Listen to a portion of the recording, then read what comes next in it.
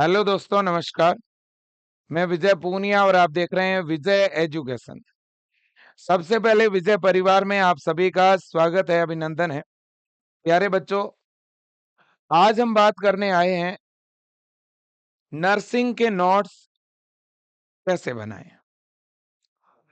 जो बच्चे BSc nursing, GNM nursing या एएनएम नर्सिंग के लिए प्रिपरेशन कर रहे हैं, जिनका सपना है नर्सिंग कोर्सेज में एडमिशन लेने का, या जिसका सपना है नर्सिंग से रिलेटेड किसी कॉम्पिटिटिव एग्जाम को फाइट करने का, उनके लिए जो आज मैं जानकारी देने जा रहा हूं वो बहुत ज्यादा इंपॉर्टेंट होने वाली है। और केवल नर्सिंग ही नहीं, मेडिकल फील्ड के, पैरामेडिकल फील्ड के जितने भी एंट्रेंस एग्जाम होते हैं, उन सभी के बच्चों के लिए आज की इंफॉर्मेशन बहुत ही ज्यादा यूजफुल होने वाली है। हम सब जितने भी कैंडिडेट्स जो हम प्रिपरेशन करते हैं, पढ़ते हैं, हमसे कहीं ना कहीं नोट्स बनाते समय कुछ कमियां जरूर रह जाती है, कुछ भूल जरूर हो जाती है। तो मैं बच्चों इस पर एक कंप्लीट रिसर्च लेकर के आया हूं। कुछ ऐसी चीजें हैं जिनसे आपको बहुत कुछ सीखने को मिलेगा और आप अपने नोट्स को और इम्प्रूव कर पाएंगे, आप अपनी स्टडी की स्किल को और इम्प्रूव कर पाएंगे। तो इसलिए प्लीज इस वीडियो को अंत तक देखें, पूरा देखें, और मैं जो चीजें बताऊं आप इसे जरूर अप्लाई करना, जरूर फॉलो करना। देखिए बच्चों, सबसे पहले हम बात करने वाले हैं सीएनआर मेथड की। आखिरकार ये सीएनआर मेथड है क्या? मैं सभी बच्चों को कहता हूं, आप जब भी स्टडी करें इसी मेथड से शुरुआत करें। इस मेथड का ये मतलब है कि सबसे पहले जो भी बच्चे प्रिपरेशन करते हैं, सबसे पहले कोई बच्चा ऑनलाइन रिकॉर्डेड बैच ज्वाइन करता है, कोई बच्चा लाइव बैच ज्वाइन करता है, कोई बच्चा ऑफलाइन क्लास ज्वाइन करता है ना। तो सारे बच्चे कहीं ना कोई क्लास जरूर देखते हैं स्टडी के लिए। तो सबसे पहले बच्चों, आपको कोई भी चैप्टर पढ़ना हो, किसी भी चैप्टर की स्टडी करनी हो, आप सबसे पहले उसकी क्या देखें दोस्तों? क्लास अटेंड करें। ठीक है ना? सबसे पहले उसकी क्या अटेंड करें दोस्तों? क्लास अटेंड करें। और जब आप जिस भी चैप्टर की क्लास अटेंड कर रहे हैं दोस्तों, उस क्लास के साथ उस चैप्टर के एन का मतलब है नोट्स भी प्रिपेयर करें। क्लास के साथ साथ उस चैप्टर के नोट्स भी प्रिपेयर करें। और जैसे ही क्लास कंप्लीट हो गई, आपने उस चैप्टर के नोट्स बना लिए, इसके बाद में दोस्तों आपको एक बार, मतलब कि डेली, उस चैप्टर का क्या कर लेना है? आर फोर रिवीजन कर लेना है। इसका मतलब ये हुआ, ये मैं डेली का रूटीन बता रहा हूं आपको, कि आपने जैसे मॉर्निंग में या इवनिंग में, है ना, कोई एक सब्जेक्ट है, मान लो उसकी 1 घंटे की क्लास देखी, है ना। जब आप क्लास देख रहे हो तो हमेशा आदत डालो बच्चों क्लास के साथ ही शॉर्ट में लिखने की, की पॉइंट नोट करने की। कुछ चीजें अगर छूट जाएं तो आप बाद में लिख सकते हो क्लास के पैनल नोट्स के माध्यम से। इसके बाद में क्लास कंप्लीट होने के बाद उस चैप्टर का डेली रिवीजन, इस मेथड को हमेशा हमें फॉलो करना चाहिए। मैं अगले मुद्दे पे आपको ले जाना चाहता हूं, जो कि मेथड है triple R. Triple R method क्या है? देखिए दोस्तों, ट्रिपल आर मेथड एक इस तरह का मेथड है जो प्रत्येक पढ़ने वाला बच्चा फॉलो करता है। ट्रिपल आर का मतलब यह है दोस्तों कि एक तो जैसे आज मैं कोई चैप्टर आपको पढ़ा रहा हूं, है ना, मैं जो चैप्टर आपको पढ़ा रहा हूं, ये चैप्टर 6 दिन 7 दिन में कंप्लीट तो जरूर होगा। तो चैप्टर जैसे ही कंप्लीट हुआ दोस्तों, चैप्टर जैसे ही आपका कंप्लीट हुआ, कंप्लीट होते ही अपने नोट्स की माध्यम से, किसके माध्यम से? नोट्स के माध्यम से एक बार आप इस चैप्टर का क्या कर लें? तुरंत रिवीजन कर लें। नोट्स आपके बने हुए थे तभी आप रिवीजन कर पाए, ठीक है जी। अब इसके बाद में दोस्तों, कुछ दिनों के बाद आपने जो भी बैच लिया हुआ होगा, कोर्स लिया हुआ होगा, उसमें छोटे बड़े टेस्ट तो जरूर होंगे, मेजर और माइनर टेस्ट तो जरूर होंगे। जितने भी टेस्ट होते हैं दोस्तों, उन टेस्ट के लिए भी आपको अपने नोट्स की मदद से प्रॉपर क्या कर लेना है, रिवीजन। ओके, एक तो आपने स्टार्टिंग में चैप्टर कंप्लीट हुआ, नोट्स के माध्यम से प्रॉपर रिवीजन कर लिया।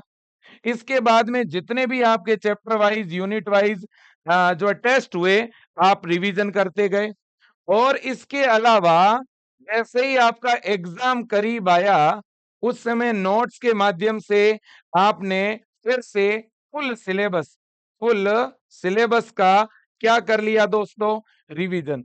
आप मेरे को एक बात बताना, क्या हमारी स्टडी में नोट्स का योगदान है या नहीं है? जरा सोचिए, आप अगर नोट्स को हटा दो यहां से, तो इसके बाद में पीछे क्या बचेगा?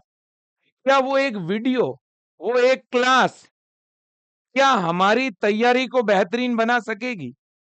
हम कोचिंग में गए, क्लास देखी, वापस आ गए, सर ने हमें लाइव पढ़ाया, हम मौन होकर बैठ गए, क्लास देखते रहे, क्लास एंड हो गई, हम बैठ गए। क्या हम बार बार वही वीडियोस देखते रहेंगे रिवीजन के लिए? पॉसिबल नहीं है, इतने सारे वीडियो कैसे रिवाइज करेंगे? एक एक चैप्टर के 10-10, 12-12 वीडियो है, तो कोई चैप्टर का टेस्ट होगा तो 12 वीडियो दोबारा थोड़ी ना देख पाएंगे। तो इसके लिए तो हमें प्रॉपर नोट्स बनाना पड़ेगा, व्यवस्थित नोट्स बनाना पड़ेगा। देखिए दोस्तों, अगर हमें व्यवस्थित नोट्स बनाना पड़ेगा, तो आप सब जानते हो नोट्स या तो हम कैसे बना सकते हैं बेटा, या तो हम लॉन्ग नोट्स बनाएं, या हम कैसे नोट्स बनाएं, शॉर्ट नोट्स बनाएं। देखो बच्चों, ये जो लॉन्ग या शॉर्ट नोट्स है, ये बच्चों टाइम पर डिपेंड करता है। आपका एग्जाम बहुत ज्यादा करीब है, आपने ऐसा ऑनलाइन बेच लिया हुआ है जो कि क्रैश कोर्स टाइप का है ना? तब तो आपको बच्चों किस तरह के नोट्स बनाने पड़ेंगे, शॉर्ट नोट्स बनाने पड़ेंगे, और उसी से स्टडी करते हुए आगे बढ़ना पड़ेगा। अगर आपके पास में कंप्लीट 1 ईयर का टाइम है, 6-7 मंथ का टाइम है, टीचर भी फुल डिटेल में पढ़ा रहे हैं, डेप्थ में पढ़ा रहे हैं, तो आपको बहुत ही शानदार और लॉन्ग नोट्स बनाते हुए आगे बढ़ना है। ठीक है कि नहीं? बिल्कुल जी। अब देखिएगा, नोट्स बनाते समय कुछ ऐसी चीजें हैं जो या तो हम गलतियां करते हैं, ध्यान नहीं रखते हैं। सबसे पहली चीज, बहुत से बच्चे क्या करते हैं, बहुत सारे बच्चे सबसे पहले क्लास चल रही है, क्लास देख रहे हैं, है ना? टीचर बोर्ड पे जब लिख रहे होते हैं, तब भी हम केवल देख रहे होते हैं, है ना? और हम नोट्स नहीं बनाते। फिर हम क्या करते हैं, टीचर ने क्लास कंप्लीट कर दी, फिर हम दोबारा वीडियो को ओपन करते हैं, पॉज करते हुए लिखते हैं, पॉज करते हुए लिखते हैं। ये अच्छा तरीका नहीं है बच्चों। ज्यादातर स्टूडेंट जो एंट्रेंस एग्जाम की या कंपटीशन की प्रिपरेशन करते हैं, उन्होंने वो सब्जेक्ट ऑलरेडी पहले पढ़ रखे होते हैं स्कूलिंग के अंदर, है कि नहीं? तो इसलिए हर एक चीज आप दोबारा पढ़ रहे हो, है ना? तो इसलिए आपको पता है दोस्तों, है ना, किसमें क्या किस कितना लिखना है।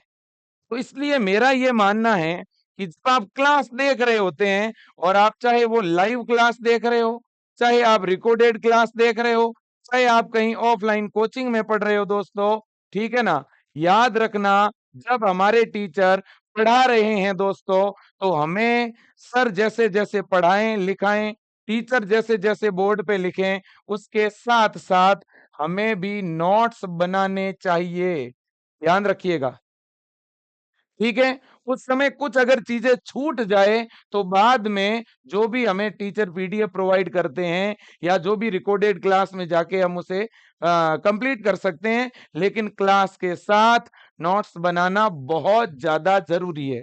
इसके बाद अगला पॉइंट, बहुत से बच्चों की आदत होती है क्या, रफ कॉपी में लिखने की। पहले रफ में लिखते हैं, फिर फेयर कॉपी में लिखते हैं। बच्चों देखो, इतना तो आप समझते हो कि आपको आपके नोट्स के कोई नंबर तो देने वाला नहीं है। नोट्स आपको इस तरह के बनाने हैं जो आप पढ़ पाओ, आपको समझ आ जाए बस, है ना? तो इसलिए उसे रफ लिख के फिर फेयर बनाने की जरूरत नहीं है। आप मीडियम मीडियम रेंज में नोट्स बना लें, मतलब बहुत ज्यादा रफली नहीं होने चाहिए, और बहुत ज्यादा उससे पेंटिंग टाइप का, रंगोली टाइप का बना के, मल्टीपल पेन वगैरह, बहुत ज्यादा ऐसा भी नहीं बनाना है, ठीक है ना? मतलब कि नोट्स बनाने में बहुत ज्यादा टाइम स्पेंड नहीं करना है ना? बहुत टाइम भी नहीं लगना चाहिए, नोट्स भी बन जाने चाहिए। तो इस तरह से बनाने हैं बच्चों। तो इसका मतलब आपको पहले रफ और फिर फेयर, ऐसा करने की जरूरत नहीं है। सीधा आप फेयर नोट्स बनाएं, अपनी नोटबुक के अंदर आप सीधा डायरेक्ट लिखें। ठीक है कि नहीं? बिल्कुल जी। टीचर अगर बहुत ज्यादा स्पीड में लिखा रहे हैं, आप नहीं लिख पाए कुछ, तो उसका स्पेस छोड़ दें, जगह छोड़ दें, बाद में नोट कर लें, है ना। हाँ, इसके बाद में कुछ बच्चों की क्या आदत होती है, कई बार कोचिंग में या ऑनलाइन क्लासों में हम कहीं बैठे थे, है ना, हम स्टडी रूम में नहीं है, टीचर पढ़ाने के लिए आए, हमने पढ़ना शुरू कर लिया, हमने कोई भी कॉपी निकाली, उसके पीछे का पेज लिया और नोट्स बना दिया। हमने कोई भी सिंगल पेज लिया, उस पे लिख लिया और वो पेज कहीं रख दिया। ये बेस्ट वे कतई नहीं हो सकता दोस्तों। नोट्स अगर आप बनाते हैं तो प्रॉपर नोटबुक होनी ही चाहिए। जब तक सब्जेक्ट की नोटबुक नहीं होगी दोस्तों, है ना, तो ये सिंगल पेज, ये रफ पेज, किसी भी पेज के पीछे लिख दिया, ये चीजें वापस कैसे इकट्ठी करोगे, कैसे मैनेज करोगे। कुछ बच्चे क्या करते हैं, फोटोकॉपी करवा लेंगे, है ना, मैं तो आया नहीं था, तो मुझे कॉपी दे दे, मैं फोटोकॉपी करवा लूंगा, और कई बार फोटोकॉपी करवा के नोटबुक में लगा भी देते हैं। ये बेस्ट तरीका कतई नहीं हो सकता दोस्तों। आपके खुद के बनाए हुए नोट्स और फोटोकॉपी के नोट्स में बहुत फर्क होता है। किसी और के लिखने का तरीका और आपके लिखने के तरीके में बहुत फर्क होता है।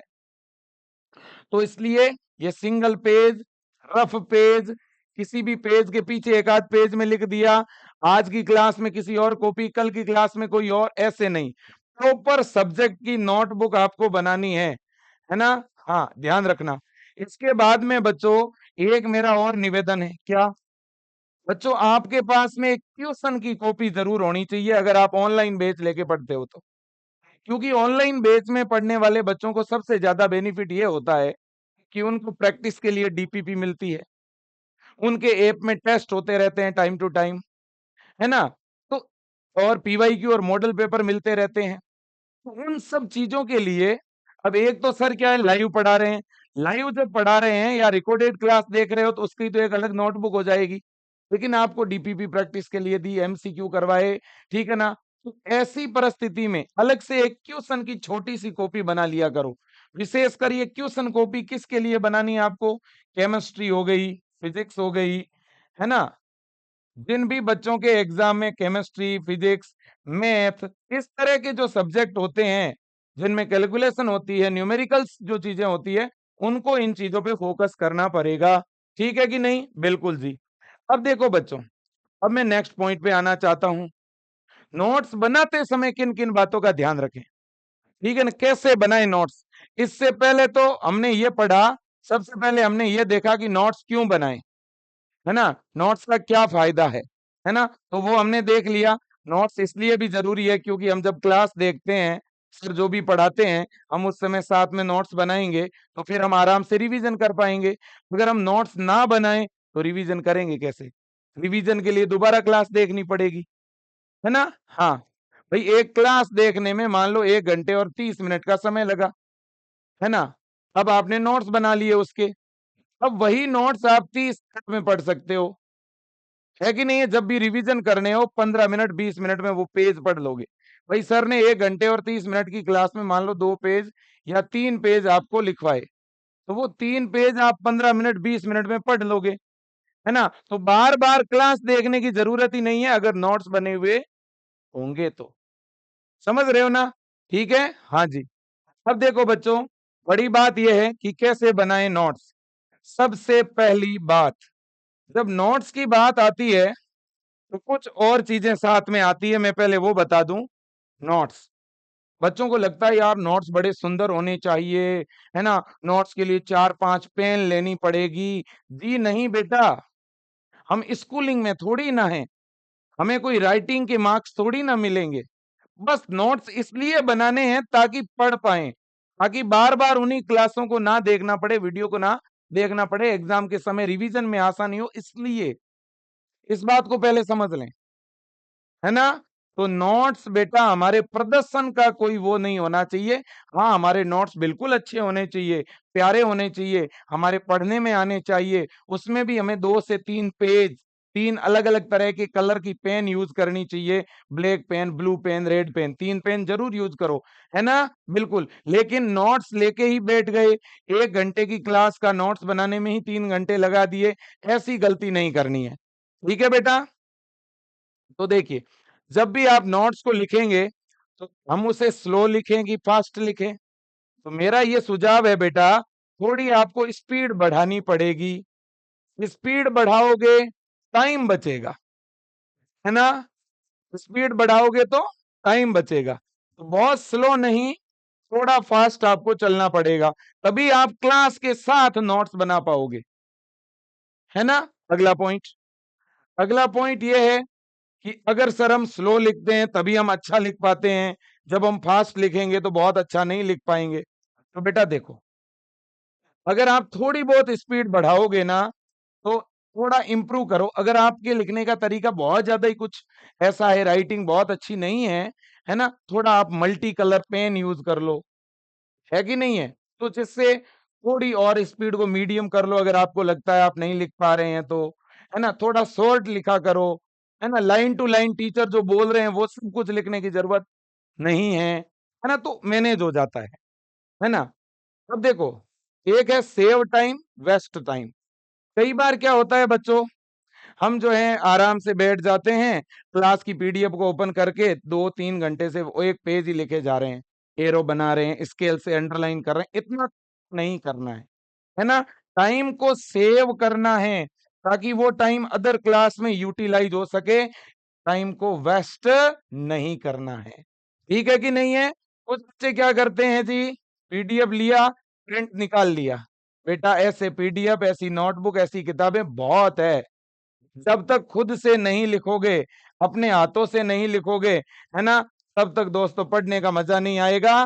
तो हैंड रिटन नोट्स होने बहुत ज्यादा जरूरी है, ठीक है ना? बिल्कुल जी। अब देखिएगा, जब आप नोट्स बनाएं तो सबसे पहली चीज, मैं अभी क्या बोल रहा था, मैं कह रहा था बेटा नोट्स आपके हैंड रिटन होने चाहिए, आपके सेल्फ नोट्स होने चाहिए, किसी और की कॉपी की जेरोक्स किसी काम की नहीं है बेटा। दूसरी चीज है, नोट्स सिंपल होने चाहिए। सिंपल का मतलब यह है कि कई बार टीचर बोल रहे होते हैं, हम हर एक लाइनें लिख रहे हैं, पीपीटी लगी हुई है उसे भी लिख रहे हैं, हमने इतना लेंदी नोट्स बना दिया, बाद में पढ़ने में ही दिक्कत होने लग गई। बताओ भाई, इतना सब कुछ लिखा हुआ तो आपके एनसीईआरटी के बुक्सों में या कॉम्पिटेटिव एग्जाम की जो किताबें हैं उनमें ऑलरेडी है ही, इतनी थ्योरी तो है कि नहीं? थोड़ा उसे सिंपलीफाई बनाइए आप लोग, है ना? थोड़ा उसे सिंपलीफाई बनाना है, थोड़ा उसे शॉर्ट बनाना है ना? ताकि आप उसे जब भी पढ़ें तो आराम से पढ़ पाएं।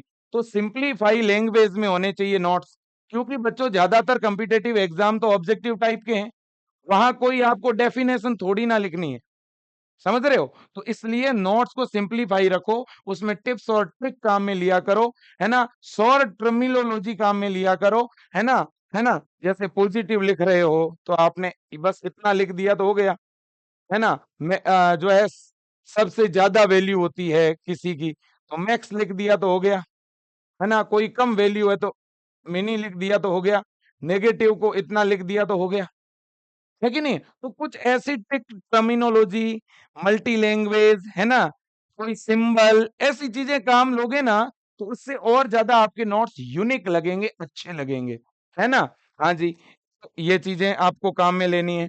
तो कुल मिला के जब नोट्स बनाते हैं तो कुछ लोग क्या करते हैं, कुछ लोग यहाँ से शुरू करते हैं, लिखते जाते हैं, लिखते जाते हैं, लिखते जाते हैं, यहाँ से शुरू किया, आधे पेज में उस एक टॉपिक के बारे में लिख दिया ना, ऐसे नहीं। पॉइंट बनाओ, पॉइंट बना करके लिखो। ऐसी कोई समझने वाली चीज है तो केवल क्लास में समझ लो, उसमें मेन पॉइंट क्या है वो लिखना है, ठीक है ना? तो हमेशा पॉइंट बना करके लिखा करो, ठीक है? उसे निबंध बना करके ऐसे टाइप नहीं लिखना है ना? आपको ऐसे नहीं लिखना है, नॉट राइट ऐसे, है ना? आपको नोट्स बनाने और इंपॉर्टेंट चीजों को अंडरलाइन करने की आदत डालो। टीचर बोल रहे हैं ये इंपॉर्टेंट है, ये एग्जाम में आ सकती है, तो उसे अंडरलाइन करो, उसके ऊपर स्टार बना दो अलग पेन से। भाई 2 पेन तो मिनिमम काम में लो, नोट्स बनाते समय 2 पेन काम में ले लो, 3 मत लो, मैं तो कहता हूँ 2 तो ले ही लो, है ना? हाँ, इसके अलावा जो बहुत ज्यादा इंपॉर्टेंट चीज है, मान लो कोई प्रीवियस ईयर में आया हुआ क्वेश्चन है, उसके ऊपर स्टार लगाया करो। कोई चीज 1 स्टार, 2 स्टार, 3 स्टार, है ना, 5 स्टार, ऐसे स्टार लगाया करो, ताकि जब भी दोबारा पेज को पलटोगे एग्जाम के समय, तुरंत वो चीज सामने आ जाएगी, है ना? हाँ जी। जब भी बच्चों हम एनसीईआरटी की या कॉम्पिटेटिव एग्जाम की कोई भी बुक्स पढ़ते हैं ना बेटा, तो बुक्स में भी आपने देखा होगा कुछ चीजें बोल्ड लिखी होती है। आप कोई भी बुक्स को निकाल के देखना, उस बुक्स में कुछ ऐसी हेडिंग होती है जो बोल्ड लाइनों में लिखी होती है, तो ऐसे आपको भी जो इंपॉर्टेंट चीजें हैं उसको बोल्ड लाइन में लिखना है ना? हाँ जी। तो इसलिए इन चीजों का ध्यान रखना है। प्रीवियस ईयर एग्जाम में पूछे गए क्वेश्चन, पीवाईक्यू 2022, 23, 24 में क्या पूछा गया, है ना? वो पीवाईक्यू भी आप पता करो। आपको आपके टीचर बताएंगे, क्लासों में बताएंगे, कुछ क्लासों में डिस्कस होंगे, कुछ आप रिसर्च करो। ठीक है, कोई चीज हम जितनी खोजते हैं ना बेटा, है ना, वो उतनी ज्यादा याद रहती है। किसी चीज के बारे में जितना रिसर्च करते हैं ना, उतनी ज्यादा याद रहती है ना? बिल्कुल जी, जितना हाथों से, खुद के हाथों से लिखोगे, वो चीजें हमेशा ज्यादा याद रहेगी। देखो आप जरा सोचो, टीचर पढ़ा रहे हैं, एक बार आपने देखा, सुना, लिखा, फिर रिवाइज किया, फिर टेस्ट हुआ, फिर रिवाइज किया, एग्जाम के समय फिर रिवाइज किया, एग्जाम के दिनों में आपको सर भी और रिवाइज करवाते हैं। जैसे हम ऑनलाइन बैच के अंदर हम क्या करवाते हैं, एग्जाम के दिनों में रिवीजन और करवाते हैं, वन शॉट क्लासों के माध्यम से, हम मैराथन क्लासों के माध्यम से रिवाइज करवाते हैं, है ना? हम मेजर जब टेस्ट लेते हैं, मॉडल पेपर सॉल्व करवाते हैं, तब उनका सॉल्यूशन में रिवाइज करवाते हैं चीजों को, और इन डेप्थ अब चीजें पढ़ा भी रहे हैं। तो सब ऐसे करते हैं। कहीं ना कहीं बच्चों हमेशा एक पॉजिटिविटी से लबरेज होकर के नोट्स बनाने हैं। नोट्स बनाने का मतलब ये नहीं है कि कॉपियां भर दी, मैंने 4 कॉपी भर दी, पता है मैंने बायो की 4 कॉपियां बनाई है, 4 ना, वो कॉपियां दिखानी नहीं है किसी को बेटा।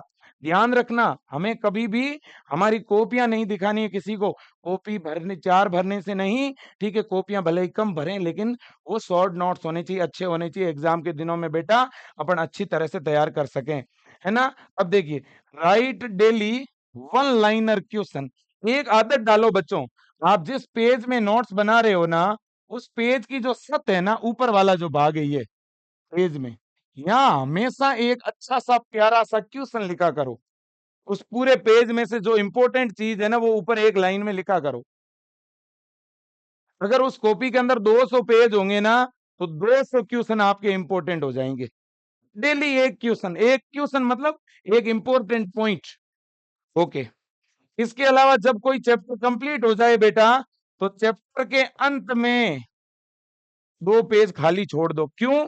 क्योंकि जब सर आपको वापस रिवीजन करवाएंगे, या आप खुद सेल्फ जब रिवीजन करोगे, तो वहां पे कुछ पॉइंट आपको ऐड करने होंगे, है ना? कुछ इंपॉर्टेंट पॉइंट हो सकता है कि बाद में जब आप चैप्टर पढ़ते जाओगे, तो किसी चैप्टर में रिलेटेड पॉइंट मिलेगा पीछे के चैप्टर का, उसे ऐड कर दोगे, है ना? तो एक या दो दो पेज तो मिनिमम एक चैप्टर कंप्लीट होने के बाद आप जरूर छोड़ा करें। ओके। अब एक ये भी चीज है, देखो, एक चैप्टर बेटा कंप्लीट हुआ, चैप्टर कंप्लीट हुआ तो आपने 2 पेज छोड़ दिए। अब उन 2 या 3 पेज में पूरा फ्लो चार्ट बना लो, पूरा चैप्टर एक पेज में, ऐसा की नोट बनाओ, ऐसा फ्लो चार्ट बना लो, है ना? विशेषकर जो थियोरेटिकल चैप्टर होते हैं उनमें आराम से बन सकता है ना? पूरा चैप्टर एक पेज या 2 पेज के अंदर लेके आ जाओ, है ना? और बच्चों हमेशा याद रखो, पूरा चैप्टर कैसे लेके आ जाएंगे सर? जो इंपॉर्टेंट इंपॉर्टेंट चीजें हैं, है ना, उसे एक पेज में लाओ। ठीक है ना? ये स्किल हमारे पास होनी चाहिए। जब संडे को आपकी कोई क्लास नहीं होती है, तो संडे को 2 घंटे 3 घंटे अपने नोट्स को मॉडिफाई करने में लगाओ, है ना? संडे को 1 घंटा फिजिक्स को दो, केमिस्ट्री को दो, बायो को दो, या जो भी आपके नर्सिंग के सब्जेक्ट है, एनाटॉमी, फिजियोलॉजी, साइको सोशियो, जो भी है, उस नोट्स को मॉडिफाई करने में, कुछ अच्छी चीजें ऐड करने में दो, ताकि एग्जाम के दिनों में जब इन्हीं चीजों को पढ़ोगे, तो तुरंत पढ़ना ही होगा एग्जाम के दिनों में, और एक्स्ट्रा एफर्ट लगाने की जरूरत नहीं होगी दोस्तों। ठीक है कि नहीं? बिल्कुल जी। अब इसके बाद में, अब देखिएगा, जब भी नोट्स बनाते हो दोस्तों, तो एक आदत ये भी डालो, है ना, फ्लो चार्ट बना लेके, फ्लो चार्ट बनाने की हमेशा आदत डाला करो दोस्तों।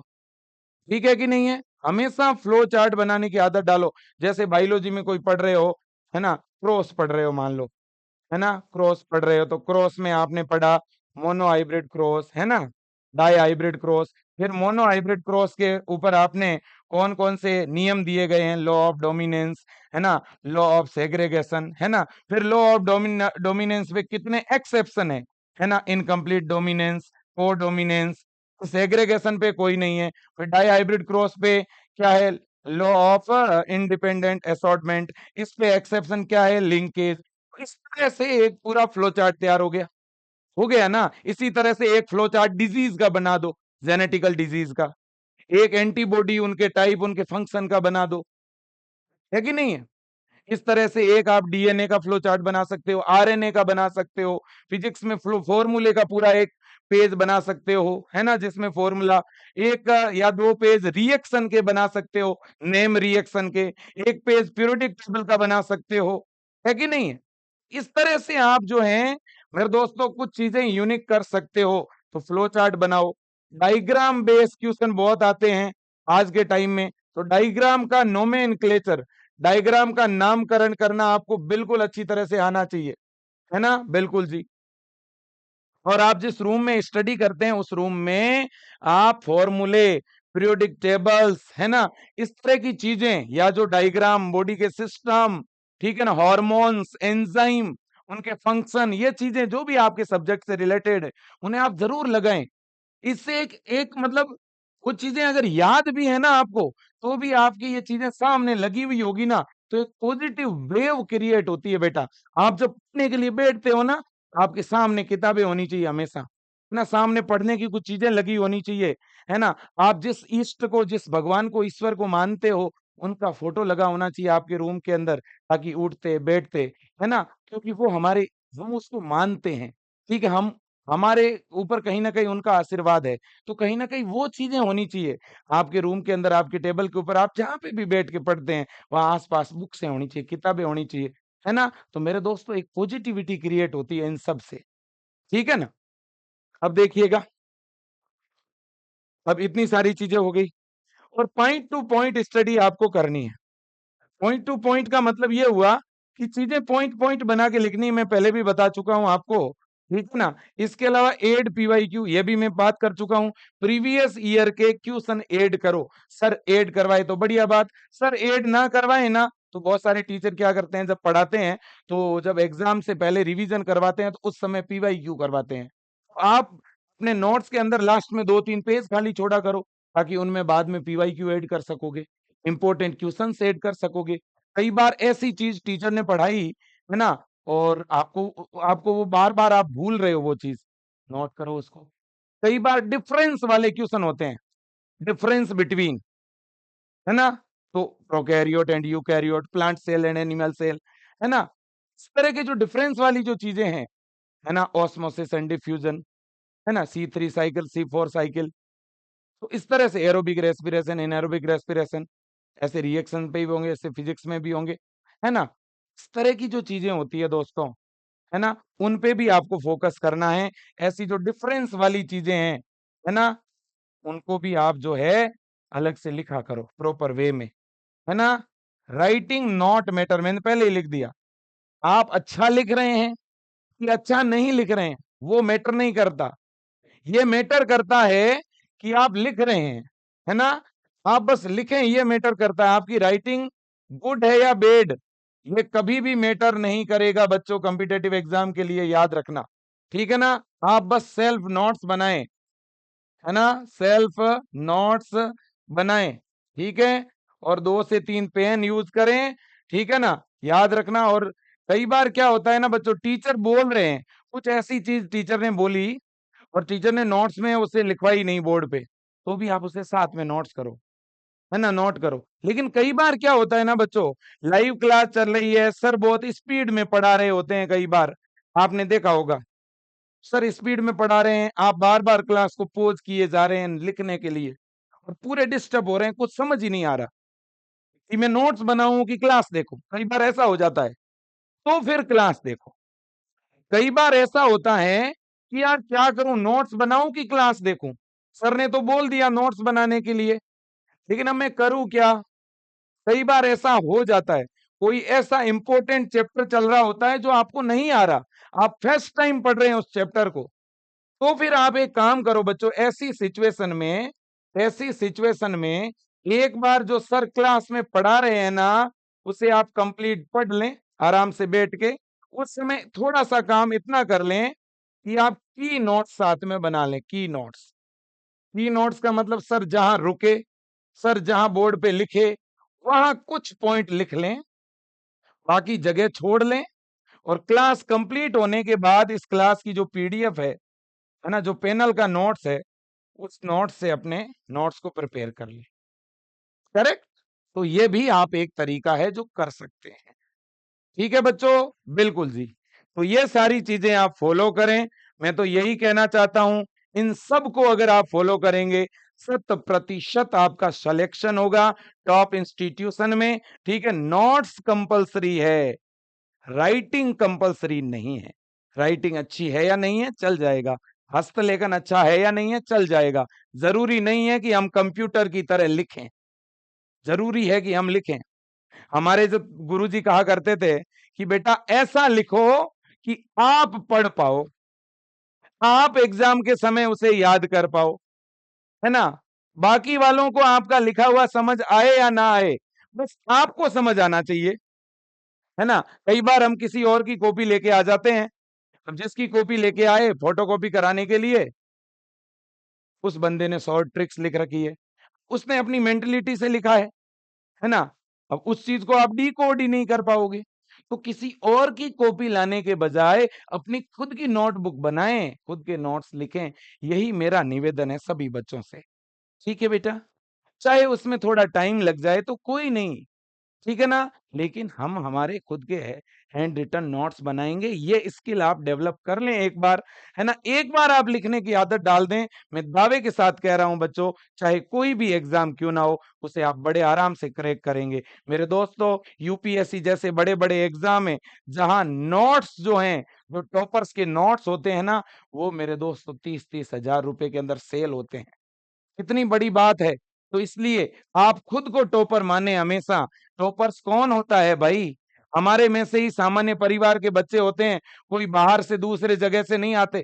मैं आपको एग्जांपल देना चाहता हूं, आप देखिएगा, अपने इसी विजय एजुकेशन से पढ़ने वाले सामान्य किसान परिवार के बच्चों ने इंडिया को टॉप किया है मेरे दोस्तों। सामान्य परिवार के बच्चे, कोई इन्होंने टॉप लाखों की फीस लेने वाली कोचिंगों में कभी पढ़ाई नहीं की। ठीक है? ये देखिएगा, जिन्होंने पूरे एम्स को टॉप किया है, ये अपने विजयन से। ठीक है ना? मैं आपको दिखाना चाहता हूँ। ये देखिएगा मेरे दोस्तों, जिन्होंने आरयूएचएस को टॉप किया है, ये हमारे विजयन से सामान्य परिवार के बच्चे हैं, आप देख सकते हैं, है ना? ये देखिएगा, जो है पीपीएमईटी एग्जाम को टॉप करने वाले, आरयूएचएस को टॉप करने वाले, पीएनएसटी के अंदर टॉपर्स। ठीक है ना? ये देखिएगा मेरे दोस्तों, ये तमाम वो बच्चे हैं, सामान्य परिवार के बच्चे हैं, है ना? कोई एमपी का है, कोई छत्तीसगढ़ का है, कोई हरियाणा का है, कोई झारखंड का है, कोई उत्तराखंड का है। ठीक है ना? मैं आप तमाम बच्चों को बस यही कहना चाहता हूं बेटा, ये केवल मैंने कुछ एग्जांपल आपके सामने रखे हैं, जैसे ये झारखंड जैसी सीई का एग्जाम, ये उत्तराखंड का एग्जाम, ठीक है ना? ये बिहार का एग्जाम, ठीक है ना? ये छत्तीसगढ़ का एग्जाम, ठीक है ना? ये मैं इसलिए बता रहा हूं आप तमाम बच्चों को, क्योंकि आपके अंदर एक सकारात्मकता होनी चाहिए। ये तमाम उन बच्चों ने मेरे दोस्तों जीत हासिल करी है, तो आप भी जीत सकते हैं, सिलेक्शन ले सकते हैं। ठीक है? और आप में से जो भी बच्चा बीएससी नर्सिंग एंट्रेंस एग्जाम 2025 की प्रिपरेशन करना चाहता है, या GNM ANM paramedical entrance exam की प्रिपरेशन करना चाहता है, या नर्सिंग कॉम्पिटिटिव एग्जाम की प्रिपरेशन करना चाहता है, नॉर्सेट, CHO, ANM vacancy, GNM vacancy, है ना? तो इसकी भी ऑनलाइन क्लासें विजय एजुकेशन ऐप में चलती है।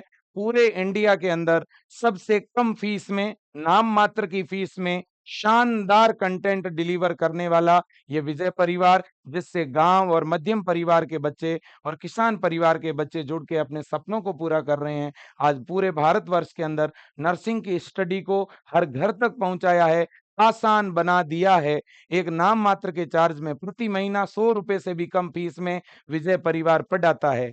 हम प्रतिदिन 3 रुपए की फीस के अंदर, प्रतिदिन 3 रुपए की फीस के अंदर 6 घंटे पढ़ाते हैं लाइव। ठीक है ना मेरे दोस्तों? देखिएगा, यहाँ पर यह ब्रह्मास्त्र बैच है, हरियाणा, झारखंड, उत्तराखंड, छत्तीसगढ़, महाराष्ट्र, पंजाब, है ना? इन राज्यों के लिए। इसी तरह से मेरे दोस्तों ये Udaan batch Madhya Pradesh nursing paramedical entrance exam के लिए हैं। इसी तरह से ये यूपी नर्सिंग और पैरामेडिकल एंट्रेंस एग्जाम के लिए अटल बैच है। ये Vijeta batch AIIMS paramedical BSc nursing entrance के लिए।